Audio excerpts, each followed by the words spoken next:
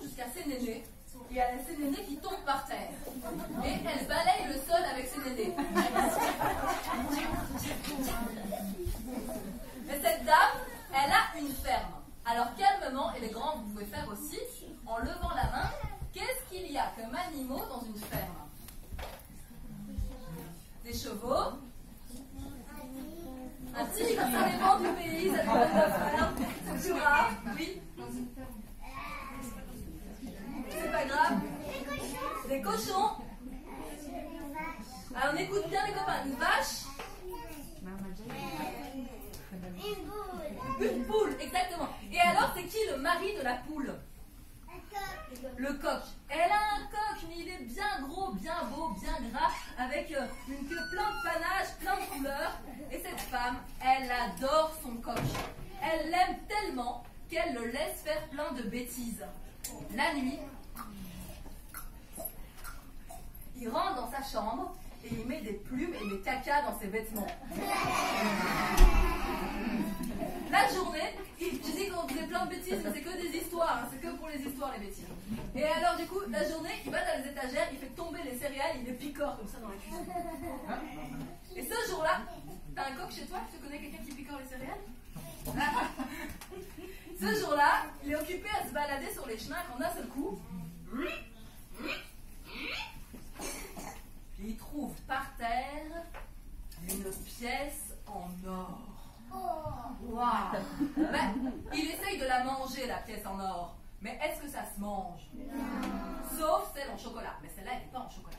Alors il se dit qu'il va la porter à la petite vieille et qu'elle va lui ramener, lui acheter un énorme tas de graines. Alors il est tellement content qu'il crie, qu'il chante Cocorico. Vous savez faire Cocorico? Parfait! Mais à ce moment-là, passe le roi sur son cheval.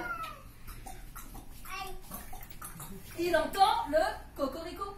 Il va voir et là, il voit la pièce d'or dans le bec du coq. Et il dit: Coq, donne-moi ta pièce en or. Ben, est-ce que le coq il a envie de donner sa pièce en or? Ben non, hein. Alors le coq il dit. Alors le roi il devient tout rouge comme ça, il y a de la fumée qui commence à sortir de ses oreilles. Et le coq il fait: Ah, c'est comme ça. Eh ben on va voir. Garde, prends le coq, mets-le dans un sac et mets la pièce en or dans ta poche. Le garde il arrive, il prend le. C'est bien, bravo. Et il le met dans un. Ça va être tout le temps comme ça, donc habituez-vous. Et il met la pièce en or dans ça. Et ils s'en vont au château.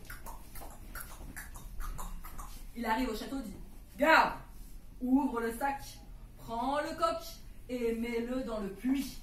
Alors le garde il arrive, il ouvre le. Il prend le. Et il le met dans le. Oui.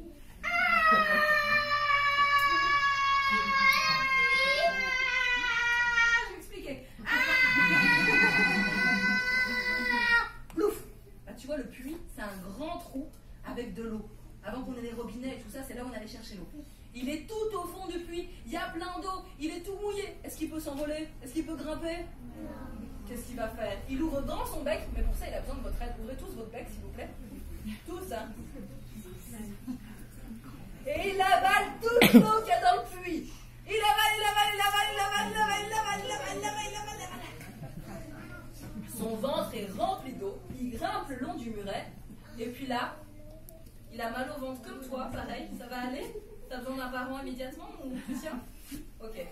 Et il se met devant la porte du roi et il crie: Cocorico!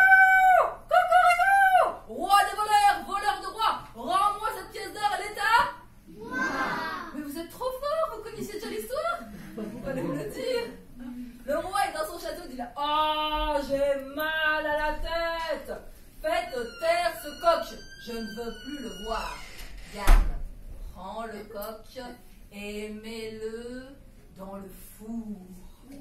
Dans le four, c'est un vieux four comme ça en briques, hein, et en terre, il y a du bois, il y a des braises, il y a du feu.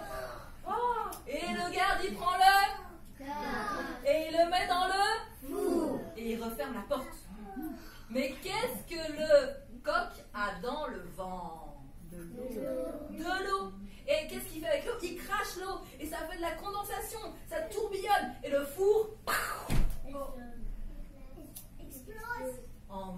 morceaux. Il y a de la fumée, il y a des flammes. Et comme dans les films d'action, le coq sort du four. Il n'a même pas une poule brûlée. Et il s'envole et il va se mettre devant la fenêtre du roi. Et là, il crie Coucou, roi des voleurs, voleur de roi. Oui, rends-moi cette pièce d'or, elle est à moi. Ouh, c'est comme ça, bah tu vas voir, coq. Garde, prends le coq et mets-le dans la ruche des abeilles. Alors le garde, il arrive, il prend le coq et il le met dans la ruche des abeilles. Ouais, je sais pas pourquoi, on a beaucoup de chance, les abeilles ne piquent pas le coq. Je sais pas, ils ont compris dans l'histoire que c'était le gentil. Oui, peut-être parce qu'il a un bec, elles ont eu peur, t'as raison. Il a ouvert son bec et il s'est mis à avaler toutes les abeilles. Il avale, il avale, il avale, il avale, il avale, il avale, il avale. Il s'envole, il rentre dans le château, dans la salle du trône, et il s'assied sur la tête du roi. Cocorico! Roi des voleurs, voleur de roi, rends-moi cette pièce d'or, elle est à moi. Alors là, la colère du roi, elle explose. Il dit, si c'est comme ça, je vais m'en occuper moi-même.